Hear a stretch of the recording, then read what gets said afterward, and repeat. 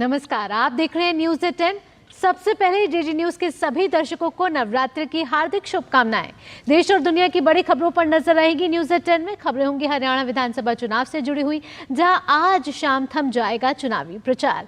इसके अलावा खबर बिहार में आई बाढ़ के कहर से भी जुड़ी हुई होगी। साथ ही आज कई अहम मामलों पर सुप्रीम कोर्ट में होनी है सुनवाई।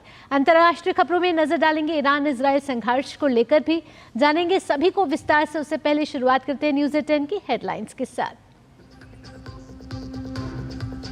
हरियाणा में आज थम जाएगा चुनावी प्रचार। भाजपा के कई नेता आज करेंगे प्रचार। नूंह में राहुल गांधी की रैली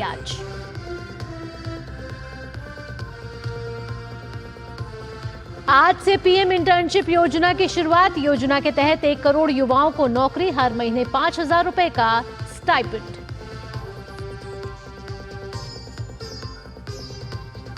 सुप्रीम कोर्ट में आज कई अहम मामलों पर सुनवाई। दिल्ली के वायु प्रदूषण और तिरुपति के लड्डू मामले पर होगी सुनवाई।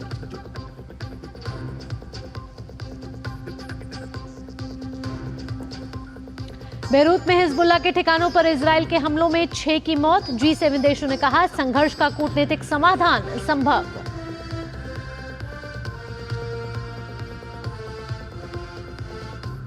शारदीय नवरात्र की आज से शुरुआत। सुबह से मंदिरों में भक्तों का तांता। पहले दिन मां शैलपुत्री स्वरूप की पूजा।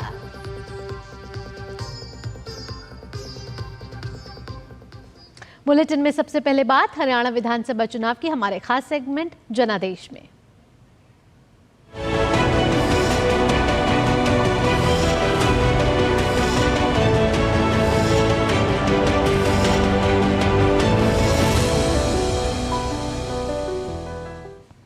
हरियाणा में चुनाव प्रचार का आज अंतिम दिन है। सभी प्रमुख दलों के नेता जी जान से प्रचार में जुटे हुए हैं और जनसभाएं कर वोटों की अपील कर रहे हैं। चुनाव प्रचार को लेकर भाजपा के केंद्रीय मंत्रियों सहित कई राज्यों के मुख्यमंत्रियों और दिग्गज नेताओं ने हरियाणा में ताबड़तोड़ रैलियां की हैं। केंद्रीय मंत्री नितिन गडकरी कैथल की कलायत विधानसभा और चरखी दादरी की बाड़ड़ा विधानसभा में प्रचार करेंगे। वहीं असम के मुख्यमंत्री हेमंत बिस्वा शर्मा अंबाला में जनसभा करेंगे। उधर भाजपा के दिग्गज नेता राजनाथ सिंह महेंद्रगढ़ में रैली करेंगे। तो वहीं कांग्रेस की बात करें तो कांग्रेस भी राज्य के मतदाताओं को साधने के लिए राज्य भर में चुनाव प्रचार जोर शोर से कर रही है। कांग्रेस के दिग्गज नेता राहुल गांधी आज नूंह में जनसभा को संबोधित करेंगे।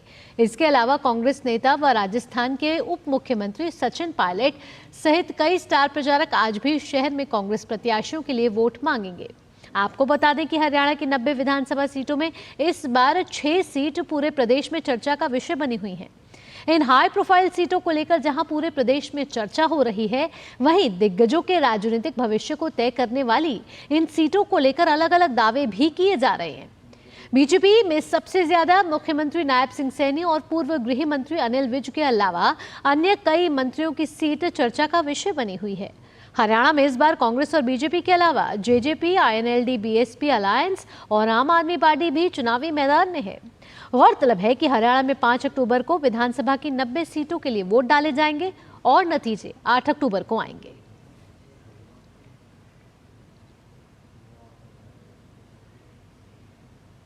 और हरियाणा विधानसभा चुनाव से ठीक पहले आम आदमी पार्टी को एक और बड़ा झटका लगा है।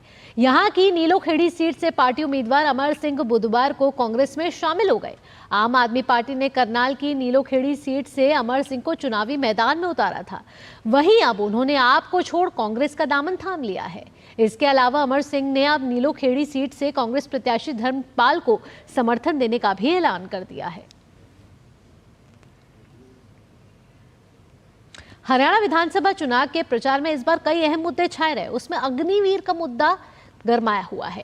जहां कांग्रेस इस मुद्दे पर बीजेपी को घेर रही है, तो भाजपा की ओर से लगातार बड़े बड़े नेता कांग्रेस पर इस मुद्दे पर झूठ फैलाने का आरोप लगा रहे हैं। कांग्रेस नेता प्रियंका गांधी ने एक बार फिर से इस मुद्दे को उठाया, तो रक्षा मंत्री राजनाथ सिंह ने पलटवार किया। कांग्रेस ने फिर अग्निवीर के मुद्दे पर भाजपा पर साधा निशाना। अग्निवीर मामले पर रक्षा मंत्री ने किया पलटवार। कांग्रेस पर लोगों को गुमराह करने का लगाया आरोप। हरियाणा चुनाव में बीजेपी और कांग्रेस दोनों चुनावी रणभूमि में मतदाताओं को रिझाने के लिए किसान, पहलवान और जवान के साथ अग्निवीर के मुद्दे को उठाते हुए अपने उम्मीदवारों के पक्ष में रैली कर रहे हैं। अग्निवीर का मसला एक बार फिर हरियाणा चुनाव में गरमा गया है। कांग्रेस महासचिव प्रियंका गांधी जहां इस मामले में बीजेपी पर हमला कर रही हैं, तो रक्षा मंत्री राजनाथ सिंह ने इस मामले में राहुल गांधी पर गुमराह करने का आरोप लगाया है। और आपके लिए कैसी स्कीम लाते हैं मोदी जी और उनके नेता, अग्निवीर जैसी स्कीम कि जाओ शहीद हो जाओ देश के लिए, सरहद पे जाओ, लेकिन अगर शहीद हो जाओगे तो तुम्हारे माँ बाप को पेंशन नहीं मिलेगा, तुम्हें शहीद का दर्जा नहीं मिलेगा। 4 सालों के लिए जाके सेना में भर्ती हो, घर वापस आ जाओ, 4 साल के बाद फिर से बेरोजगार बन जाओ। ये अनावश्यक लोगों को गुमराह करने की कोशिश कर रहे हैं। कांग्रेस के नेताओं ने पूरे देश में एक बड़ा झूठ बोला कि मिलिट्री में सेवा के दौरान यदि अग्निवीर की मृत्यु हो जाती है तो उसके परिवार को कुछ नहीं मिलता। सरासर झूठ। राजनाथ सिंह ने कहा कि हर अग्निवीर को 4 साल की सेवा के बाद एक मुश्त सेवा निधि पैकेज भी दिया जाएगा, जो करीब 12 लाख होगा। यह रकम पूरी तरह से आयकर से मुक्त होगी। जितने भी अग्निवीर सेना में शामिल किए जा रहे हैं, उनमें से 25% अग्निवीर योग्यता के आधार पर सेना में बने रहेंगे। बचे हुए अग्निवीरों के लिए हरियाणा, उत्तर प्रदेश, ओडिशा, मध्य प्रदेश, गोवा जैसे कई राज्यों ने सरकारी नौकरियों में आरक्षण का प्रावधान किया है। इस बार हरियाणा के अग्निवीरों के लिए भाजपा ने अपने संकल्प पत्र में साफ कहा है कि हर अग्निवीर को सरकारी नौकरी दी जाएगी। रक्षा मंत्री के मुताबिक अगर सेना में किसी अग्निवीर की मृत्यु होती है तो उसके परिवार को 1.5 करोड़ रुपए से अधिक की राशि देने का प्रावधान है। साथ ही सेवा निधि योजना के तहत 44 लाख रुपए की अनुग्रह राशि भी दी जाती है। इस मामले में पहले भी रक्षा मंत्री पूरा पक्ष रख चुके हैं, लेकिन कांग्रेस हरियाणा चुनाव में इससे फिर से एक बार मुद्दा बनाने की फिराक में है। Bureau report, DD news. बढ़ते अब अगली खबर की ओर। केंद्रीय गृह एवं सहकारिता मंत्री अमित शाह आज गुजरात के दौरे पर रहेंगे। इस दौरान वो कई परियोजनाओं की शुरुआत करेंगे और नवरात्र पर गरबा कार्यक्रमों में भी भाग लेंगे।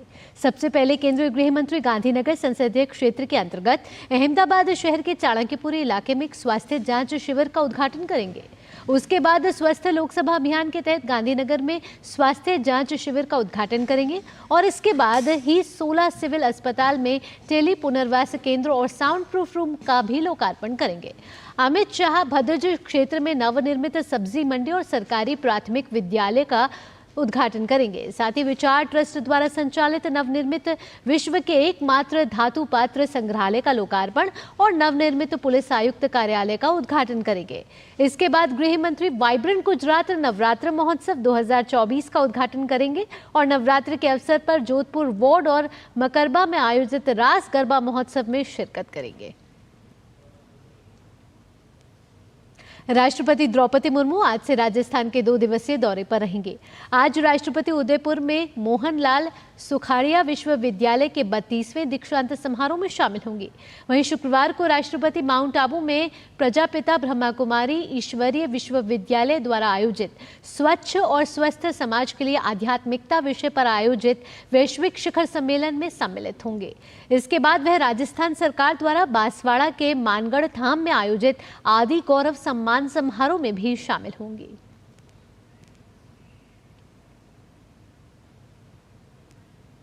आज सुप्रीम कोर्ट में कई अहम मामलों पर सुनवाई होनी है। दिल्ली एनसीआर में वायु प्रदूषण से जुड़े मसले पर सुप्रीम कोर्ट आज सुनवाई करने वाला है। पिछली सुनवाई में कोर्ट ने पंजाब हरियाणा में पराली जलाने की घटनाओं को रोकने के लिए कमीशन की ओर से उठाए गए कदमों पर नाखुशी जाहिर करते हुए फटकार लगाई थी। कोर्ट ने कहा कि कमीशन एक्ट के प्रावधानों को लागू करने में नाकाम रहा है।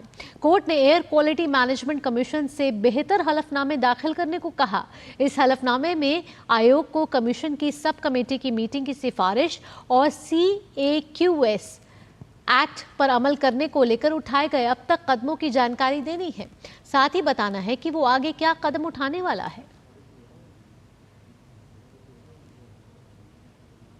तिरुपति लड्डू प्रसाद से जुड़ी याचिकाओं पर सुप्रीम कोर्ट में आज सुनवाई होगी। पिछली सुनवाई के दौरान कोर्ट ने आंध्र प्रदेश के मुख्यमंत्री के रवैये पर सवाल उठाते हुए सॉलिसिटर जनरल तुषार मेहता से पूछा था कि क्या इस मामले में राज्य सरकार की ओर से गठित SIT की जांच जारी रहनी चाहिए या फिर जांच का जिम्मा किसी स्वतंत्र एजेंसी को सौंप दिया जाए।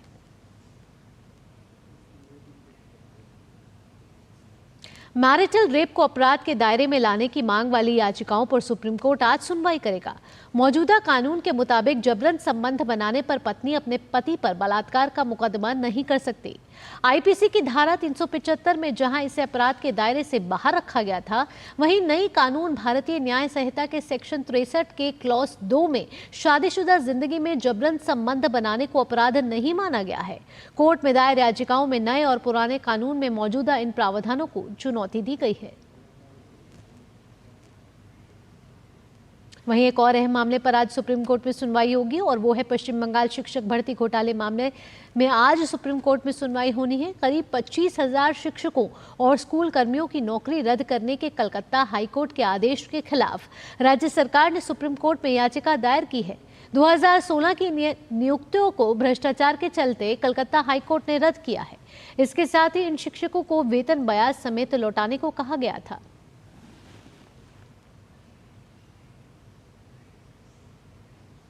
न्यूज़ 10 में वक्त है छोटे से ब्रेक का। ब्रेक के बाद बात होगी बिहार में आई बाढ़ से कहर की। आप देखते रहिए डीडी न्यूज़। MDH का किचन किंग किचन में हो तो हम सब कुछ बना सकते हैं। बैंगन का भरता, आलू गोभी, भिंडी मसाला और भी बहुत कुछ। MDH। बेटियां घर की रौनक हैं। बेटियां घर संवारती हैं। बेटियां पीढ़ियां सजाती हैं। बेटियां घर की बुनियाद कहलाती हैं। बेटियों को सलाम करता है मोंगिया स्टील, स्टील का बादशाह। सारी छुर्रियां भर देती हैं, दीवार हमवार कर देती हैं। तो पुट्टी भर ले, हाँ पुट्टी भर ले। वंडर वॉल पुट्टी दे एक परफेक्ट फिनिश। ब्रेक के बाद आपका स्वागत है। आप देख रहे हैं न्यूज़ 10 और आइए अब बात कर लेते हैं बिहार में आई बाढ़ से हुए हाहाकार की। बिहार के कई इलाकों में अभी भी बाढ़ का खतरा मंडरा रहा है। बाढ़ के कारण 13 जिलों के 15 लाख से अधिक लोग प्रभावित हुए हैं। दरभंगा, सीतामढ़ी, चंपारण, कटिहार, खगड़िया और मधेपुरा में बड़ी संख्या में लोग बाढ़ से घिरे हुए हैं। सड़कों पर भी 2 से 3 फीट पानी अभी भी बह रहा है। बाढ़ के कारण स्कूलों में पानी भर जाने के कारण डीएम के आदेश पर 107 सरकारी स्कूलों को अगले आदेश तक बंद रखने को कहा गया है। हालांकि राहत की बात यह है कि कमला बालान और कोसी नदी के जलस्तर में थोड़ी कमी जरूर देखने को मिल रही है। 2 दिन में गांव में भी बाढ़ के जलस्तर में कमी आई है। दूसरी तरफ कोसी के पश्चिमी तटबंध टूटने की जांच बिहार सरकार कराएगी। राज्य के उप मुख्यमंत्री सम्राट चौधरी ने कहा है कि दोषी पाए जाने पर अभियंता और ठेकेदार के खिलाफ कार्रवाई की जाएगी। उन्होंने साथ ही कहा कि राज्य में सुशासन की सरकार है। इसके साथ ही जिला प्रशासन लोगों के लिए मेडिकल कैंप भी चला रहा है, जिससे बाढ़ में फंसे लोगों के स्वास्थ्य का भी ध्यान रखा जा सके। हम बाढ़ पीड़ितों के साथ खड़े हैं। आपदा प्रबंधन विभाग के मुताबिक बुधवार को भी वायुसेना के हेलीकॉप्टर की मदद से राहत कार्य चलाया गया। करीब 90,000 सूखे राशन पैकेट बांटे गए और अब तक लगभग 2,60,000 पीड़ितों को एसडीआरएफ और एनडीआरएफ ने निकाला है। एसडीआरएफ की 17 और एनडीआरएफ की 16 टीमें इस कार्य में जुटी हुई हैं। भारत सरकार, इंडियन एयरफोर्स और राज्य सरकार बिहार आपदा विभाग के द्वारा जो है यहाँ पे जो है एयर के माध्यम से जो है सॉर्टीज़ के जो की जा रही है। 5 अब तक सॉर्टीज़ हो गई है। हमारे जो फूड पैकेट्स है ड्राई राशन वाले, उसको हम यहाँ पे रख रहे हैं और उसको जो है जिस एरिया में भी हमारा लोग नहीं जा पा रहे, जहाँ पे तटबंध टूटे हुए हैं, जहाँ पे दूर इलाज में बाढ़ का पानी आ गया है, गाड़ी नहीं जा पा रही, तो वहाँ पे ये जो है ड्रॉपिंग से यहाँ पे हो रहे हैं और ये ऑपरेशन कंटिन्यूस चल रहा है। वहीं बागमती नदी में आई बाढ़ से बिहार के सीतामढ़ी जिले के बेलसंड, रूनी सैदपुर, बैरगनिया में हाहाकार मचा हुआ है। हर तरफ सैलाब ही सैलाब दिखाई दे रहा है। कहीं घुटने भर तो कहीं कमर भर, हर तरफ पानी का तेज बहाव दिख रहा है। सरहे में तो हर तरफ पानी ही पानी दिखाई पड़ रहा है। ऐसी आफत 20 साल बाद लोग देख सुन रहे हैं। बागमती का पानी सौली, रुपौली, ओलीपुर, कन्हौली गांव होते हुए बेलसंड और परसौनी में फैला है। सीतामढ़ी के डीएम रिची पांडे ने बताया कि बाढ़ पीड़ितों की हर संभव मदद की जा रही है। कम्युनिटी किचन के साथ मेडिकल कैंप और पीड़ितों के रहने की व्यवस्था भी की गई है। इसके साथ ही पॉलीथीन शीट का भी वितरण कर पीड़ितों के बीच किया जा रहा है।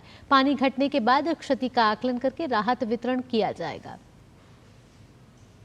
बिहार सरकार और सीतामढ़ी जिला प्रशासन जो फ्लड अफेक्टेड एरियाज़ हैं उनमें लगातार राहत कार्य पहुंचा रही है। इसके साथ ही कम्युनिटी किचन भी रन किया जा रहा है। जहां पर ज़रूरत हो रही है वहां SDRF और NDRF की टीम बोट के सहारे लोगों को सुरक्षित स्थान पर भी पहुंचा रही है। ऐसे में हमारे साथ में सीतामढ़ी के DM है। आइए जानते हैं क्या कुछ इंतज़ाम अभी तक किए गए हैं लोगों की सुरक्षा। देखिए, सीतामढ़ी जिले में बागमती जो नदी है उसमें अप्रत्याशित जलस्तर में वृद्धि होने के कारण हमारी लगभग 27 पंचायत जो है बाढ़ग्रस्त हो गई दोनों साइड एवं बेलसर अंचल। और यहाँ पर हम लोग के द्वारा 28 सामुदायिक किचन चलाए जा रहे हैं, जिसमें आज लगभग 14,000 लोगों ने भोजन किया है। साथ ही हम लोगों ने सूखा राशन का लगभग 13,500 पैकेट का वितरण किया है और लगभग 6,000 पॉलिथीन शीट का वितरण किया है। और साथ ही साथ विभिन्न पंचायतों में अभी हम लोग पशु चारा वितरण, चापाकल गाड़ने की व्यवस्था, शौचालय एवं मेडिकल कैंप की भी व्यवस्था की जा रही है। जो भी मकान ढह गए हैं या लोगों की कैजुअलिटी हुई है या फसल की जो बर्बादी है उसके लिए क्या? अभी देखिए, जहाँ तक फसल और पशु क्षति की बात है तो अभी पशुपालन और कृषि जो विभाग की टीम है उनको दोनों अंचलों में हम लोगों ने तकमील कर दिया है। इसका जो आकलन है वो पैरेलल में करते जा रहे हैं। और जहाँ तक जान माल की क्षति है, अभी तक हमारी जानकारी में कोई बाढ़ से इमीडिएटली कोई ऐसे किसी के बचने की या डूबने की अभी कोई पुष्टि नहीं हुई है। जैसे तो हमारे साथ अभी सीतामढ़ी के DM ने बताया कि लगातार जो एयर ड्रॉपिंग है वो हो रही है और इसके साथ ही जो टीम है वो भी तैनात है। पानी का स्तर कम हो रहा है और जैसे जैसे पानी का स्तर कम होगा लोगों को जो इंडेंजर्ड लोग हैं उनको बचा करके सुरक्षित स्थान पर भी लाया जाएगा, ताकि एहतियातन अभी जो बाढ़ का इलाका है, जो बाढ़ का समय है, जब तक वो निकल नहीं जाता उन्हें सुरक्षित स्थान पर ही रखा जाएगा। DD न्यूज़ के लिए सीतामढ़ी से संतोष कुमार के साथ मधुरेश नारायण। आज से शारदीय नवरात्र की शुरुआत हो रही है। शारदीय नवरात्र के पहले दिन मां शैलपुत्री की आराधना की जाती है और साथ साथ कलश की स्थापना भी की जाती है। शारदीय नवरात्र में मां दुर्गा के 9 रूपों की पूजा अर्चना की जाती है। देखिए DD न्यूज़ की एक खास रिपोर्ट।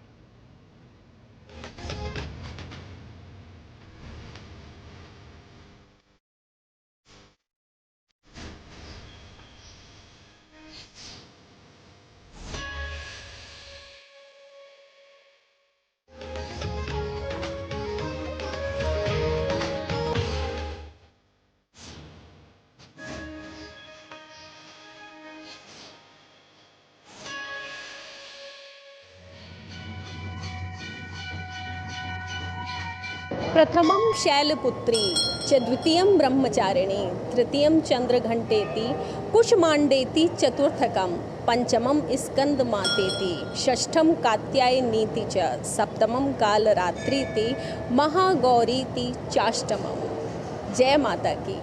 आज से महानवरात्रि का महापर्व शुरू हो गया है। सभी भक्तगण आज से 9 दिन व्रत करेंगे, पूजा करेंगे। आज पहला दिन है, माँ शैलपुत्री का दिन है। कैसे आराधना करनी चाहिए और कैसे कलश की स्थापना होगी, किस मुहूर्त में होगी, आइए जानते हैं। वंदे वांछित लाभाय चंद्रार्धकृत शेखराम वृषारूढ़ाम शूतधराम शैलपुत्री यशस्विनीम। अश्विन मास की शुक्ल पक्ष प्रतिपदा तिथि को शारदीय नवरात्र प्रारंभ होते हैं। माँ दुर्गा के 9 रूपों की पूजा अर्चना होती है। माँ शैलपुत्री माँ का पहला स्वरूप है। प्रथम दिन माँ की अर्चना की जाती है। कहा जाता है कि माँ शैलपुत्री हिमालय की पुत्री थीं, इसलिए इन्हें शैलपुत्री कहा गया। माता शैलपुत्री को श्वेत रंग प्रिय है। माँ श्वेत रंग के वस्त्र, हाथ में त्रिशूल और कमल लिए बैल पर सवार हैं। माँ का ये सौम्य रूप करुणा और धैर्य को दर्शाता है। सफ़ेद जो है पुष्प वस्त्र जो है पहले ने माँ भगवती को पहनाए। शैलपुत्री का जो है ध्यान करते हुए माँ भगवती को जो है लाल गुलाब के पुष्प माँ भगवती को अर्पण करें और माँ भगवती से प्रार्थना करें। माँ भगवती सभी कामनाओं को पूर्ण करने वाली है। शारदीय नवरात्र के प्रथम दिन माँ शैलपुत्री की आराधना के साथ साथ कलश अथवा घट की स्थापना भी की जाती है एवं आज से लेकर पूरे 9 दिन अखंड दीप प्रज्वलित किया जाता है। नवरात्रि के पहले दिन पूजा और कलश स्थापना के लिए 2 शुभ मुहूर्त बताए गए हैं। पहला मुहूर्त सुबह 6:15 से लेकर 7:22 तक है और यदि कोई इस मुहूर्त में न कर पाए तो आप निराश न हो।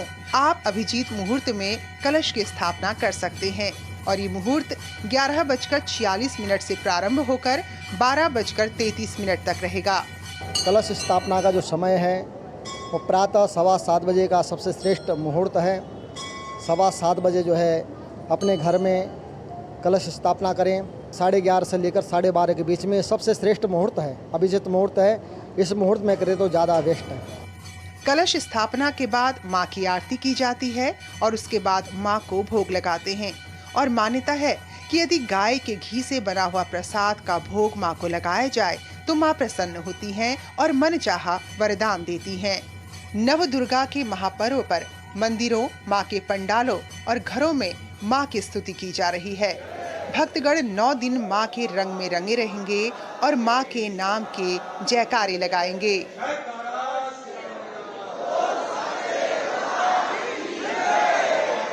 माँ शैलपुत्री की आराधना और कलश स्थापना के साथ माँ के नव दुर्गे के महापर्व का प्रारंभ हो गया है। आज से 9 दिन तक उपासक व्रत रखेंगे और सभी भक्तगण माँ के 9 रूपों की आराधना करेंगे, पूजा अर्चना करेंगे और 9 दिन तक माँ के रंगों में रंगे रहेंगे। तो आप भी जाइए और माँ के रंग में रंग जाइए। जय माता की। कैमरा पर्सन राहुल के साथ मैं डॉक्टर सुयश शर्मा, DD न्यूज़, दिल्ली। यहाँ रुकेंगे एक छोटे से ब्रेक के लिए, जल्द हाजिर होते हैं। अब आया असली स्वाद। अब आया स्वाद। जब स्वाद के पड़े हो लाले तो MDH का चंकी चाट मसाला डालें। MDH का चंकी चाट मसाला। MDH। बात जब पीढ़ियों के लिए बनने वाले घर की हो तो जिम्मेदारी बड़ी हो जाती है। गैलेंट समझता है ये जिम्मेदारी। अब MM रिब्स के साथ गैलेंट एडवांस TMT रीबार, निर्माण का रियल हीरो। ब्रेक के बाद आपका स्वागत है। आप देख रहे हैं न्यूज़ 18 और लगातार हम आपको अपडेट दे रहे हैं कि आज से शारदीय नवरात्र पर्व की शुरुआत हो चुकी है और आज सवेरे से ही मां दुर्गा की पूजा के लिए मंदिरों में श्रद्धालुओं का तांता लगा हुआ है। नवरात्र के पहले दिन देवी दुर्गा की शैलपुत्री के रूप में पूजा की जाती है। शैलपुत्री की आराधना के साथ साथ कलश और साथ ही घट की स्थापना भी की जाती है। इसके साथ ही पूरे 9 दिनों तक अखंड दीपक जलाया जाता है। नवरात्र भारत में सबसे जीवंत और व्यापक रूप से मनाए जाने वाले त्योहारों में से एक है, जो देवी दुर्गा के 9 अवतारों को समर्पित है। इन तस्वीरों के जरिए आप देख रहे हैं कि राष्ट्रीय राजधानी दिल्ली में झंडेवालान, वहीं छतरपुर मंदिर, वहीं मुंबई के मुंबा देवी मंदिर सहित अन्य मंदिरों में भी श्रद्धालु इस समय बड़ी तादाद में वहां पहुंच रहे हैं और पूजा अर्चना कर मां की आराधना कर रहे हैं।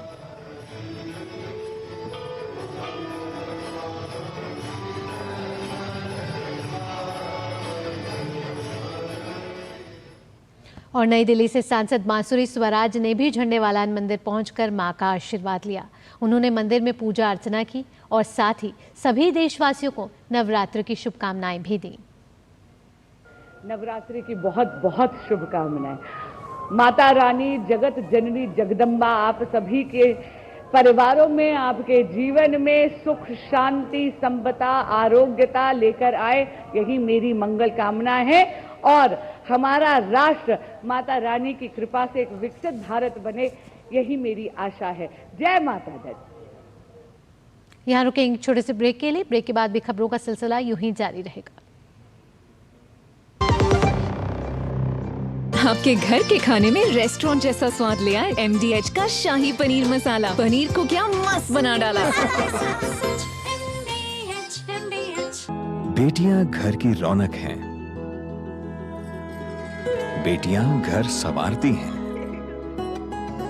बेटियां पीढ़ियां सजाती हैं। बेटियां घर की बुनियाद कहलाती हैं। बेटियों को सलाम करता है मोंगिया स्टील, स्टील का बादशाह। ब्रेक के बाद आपका स्वागत है। आप देख रहे हैं न्यूज़ 18 और लगातार हम आपको बता रहे हैं कि आज शारदीय नवरात्र की शुरुआत हो चुकी है और आज मां शैलपुत्री के स्वरूप की पूजा की जा रही है।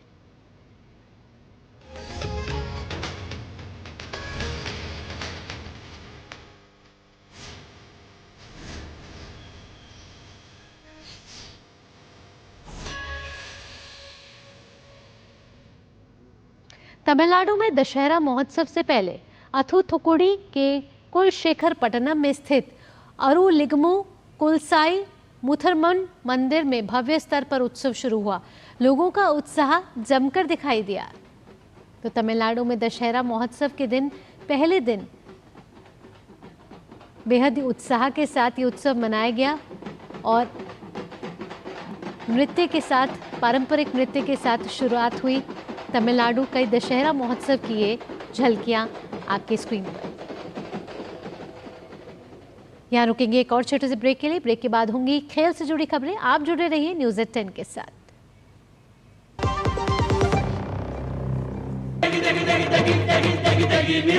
MDH की देगी मिर्च, देगी मिर्च का तड़का, अंग अंग फड़का। MDH की देगी मिर्च। बेटियां घर की रौनक हैं, बेटियां घर संवारती हैं, बेटियां पीढ़ियां सजाती हैं, बेटियां घर की बुनियाद कहलाती हैं। बेटियों को सलाम करता है मोंगिया स्टील, स्टील का बादशाह। आइए खेल से जुड़ी खबरों का रुख कर लेते हैं। महिला T20 क्रिकेट विश्व कप की शुरुआत गुरुवार यानी कि आज से हो रही है। महिला T20 क्रिकेट विश्व कप के सभी मुकाबले दुबई और शारजाह में खेले जाएंगे। इस टूर्नामेंट में 10 टीमें हिस्सा लेंगी, जिन्हें 2 ग्रुप में बांटा गया है। महिला T20 क्रिकेट विश्व कप के ग्रुप ए में भारत के साथ पाकिस्तान, न्यूजीलैंड, श्रीलंका और ऑस्ट्रेलिया की टीमें हैं। वहीं दूसरे ग्रुप में दक्षिण Africa, England, West Indies, Bangladesh और स्कॉटलैंड शामिल हैं। महिला T20 क्रिकेट विश्व कप में पहला मैच आज बांग्लादेश और स्कॉटलैंड की महिला टीमों के बीच खेला जाएगा। वहीं दिन के दूसरे मैच में पाकिस्तान और श्रीलंका की टीमें आमने सामने होंगी।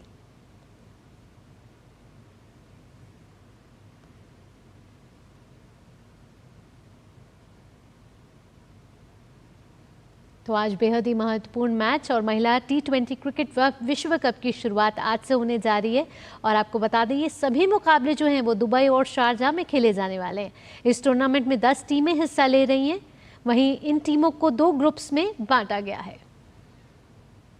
और इस वक्त की बड़ी खबर आपको बता दें, उत्तर प्रदेश से आ रही है, जहां उत्तर प्रदेश को देश का पहला जीरो पॉवर्टी स्टेट बनाने का अभियान शुरू हो चुका है। सरकार ने 1 वर्ष में प्रदेश को जीरो पॉवर्टी राज्य बनाने का लक्ष्य रखा है। तो आपको बता दें, इस वक्त की ये बड़ी खबर है, जहां उत्तर प्रदेश जल्द ही गरीब मुक्त प्रदेश बनने वाला है। मुख्यमंत्री योगी आदित्यनाथ ने उत्तर प्रदेश को देश का पहला जीरो पॉवर्टी स्टेट यानी कि गरीबी मुक्त प्रदेश बनाने की घोषणा कर दी है।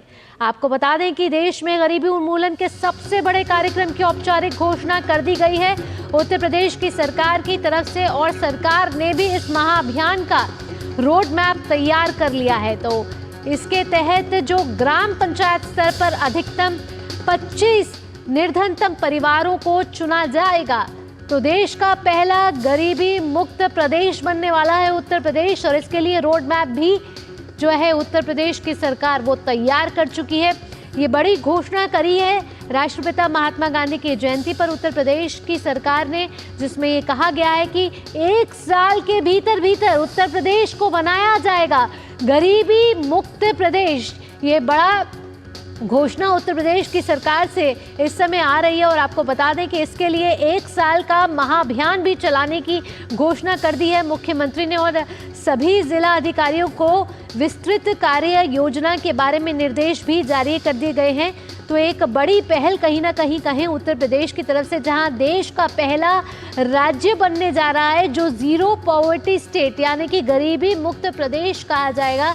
और निर्धन परिवारों को भोजन के साथ बेहतर शिक्षा देने के भी रोड मैप तैयार किया गया। और सरकार का रोजगार के साथ साथ कौशल विकास पर फोकस रहने वाला है।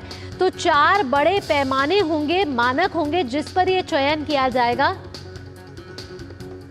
और इन निर्धनतम परिवारों की पहचान की जाएगी। आइए ज्यादा जानकारी ले लेते हैं, हमारे सहयोगी जुड़ गए हमारे साथ, विकास सिंह लखनऊ से। विकास, एक बेहद ही सकारात्मक पहल, बड़ी पहल, जहां उत्तर प्रदेश में एक बड़ा महाअभियान चलाया जाएगा 1 साल के भीतर भीतर जीरो पॉवर्टी स्टेट यानी कि गरीबी मुक्त प्रदेश बनाने की बड़ी घोषणा उत्तर प्रदेश के मुख्यमंत्री योगी आदित्यनाथ ने कर दी है। कैसे इसको सफल बनाया जाएगा, कैसे कार्य योजना बनाई जाएगी और इसके रोड मैप के तहत किन किन मापदंडों को, मानकों को चयन के तौर पर रखा जाएगा? देखिए, बहुत बड़ा ये अभियान, महाअभियान कहेंगे। उत्तर प्रदेश देश की सबसे बड़ी आबादी वाला राज्य, यहाँ पर गरीबी मुक्त राज्य बनाना ये अपने आप में बहुत ही अहम हो जाता है। और इसके लिए पूरी कार्य योजना जो बनाई गई है उसके लिए शासनादेश जारी कर दिया गया है सभी जिला अधिकारियों को मुख्य सचिव की तरफ से। इस अभियान के तहत जो कमेटी बनाई जाएगी जनपद में, वहां पर मुख्य विकास अधिकारी जो सीडीओ होते हैं वो उसके नोडल अधिकारी होंगे। और प्रत्येक गांव में, जैसा कि अभी आपने बताया कि 20 से 25 लोगों का चयन किया जाएगा जो गरीब और निर्धन है। उन लोगों को विभिन्न योजनाओं के तहत, चाहे वो आवास हो, शिक्षा हो, वस्त्र हो, इन सभी चीजों से लाभान्वित किया जाएगा। और इसके साथ साथ एक महायोजना के तहत उनको एक रोजगार का अवसर उपलब्ध कराया जाएगा। और सबसे बड़ी बात रहेगी, अब इनके चयन की प्रक्रिया को पूर्णतः पारदर्शी बनाने के लिए जो कमेटी बनाई गई है उसको ये जिम्मेदारी दी गई है कि उस पर कोई तो विकास कहीं ना कहीं कहें उत्तर प्रदेश की सरकार से एक बड़ी पहल, और जिस तरीके से आपने बताया कि किन किन मापदंडों को ध्यान में रखते हुए इस महाअभियान को चलाया जाएगा, बेहद ही इंपॉर्टेंट जानकारी आपने साझा की है। विकास, इन तमाम जानकारियों के लिए आपका बहुत बहुत धन्यवाद। और फिलहाल इस बुलेटिन में इतना ही। अगला स्पेशल कार्यक्रम आप देखेंगे मन की बात से जुड़ा हुआ, जहां बात होगी 10 साल के जश्न की, 10 साल में महत्वपूर्ण काम की। आप इस कार्यक्रम को देखिए। फिलहाल डीडी न्यूज़ आप देखते रहिए। देश और दुनिया की बड़ी खबरों के लिए मुझे दीजिए अनुमति। नमस्कार।